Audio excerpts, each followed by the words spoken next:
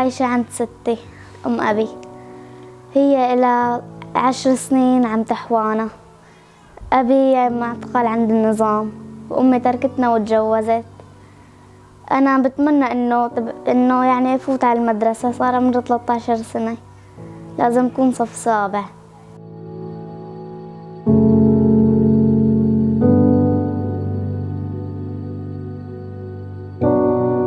أنا بشتغل وأقدم لهم، ولكن أكلت حادث وحطوا لي بإيدي صفايح وسياخ حديد، وما عاد حاسني أنا أقدم لهم. قد ما كان الأب والأم صح بيكونوا أنا حنونة عليهم، بس ما قدرت إني لا أحسن تحطهم بمدارس، ولا أحسن أشتري أنواع جديدة، ولا عم بحسن أشتري أكلة حلوة، ولا عم بحسن طعميهم مثل هالأولاد اللي عم ياكلوا. كتير شغلات يعني محرومتهم أنا وياهم مو بس لحالهم، لأنه كمان يعني شغلات كتير شو بدي احكي مالي عرفان. هلا انا ما احسنت ركبت صوبيا، ومو بس هي السنه، واللي قبلها والله بيشهد على كلامي.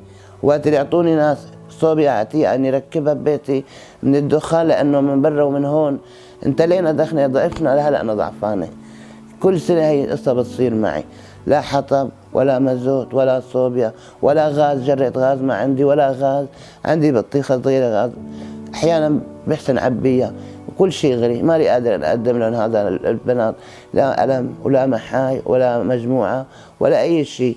وبرو اكثر الايام بشتري من البالة، والله يعني بشتري من البالة حتى البس انا وياهم، ما في معي غير الله.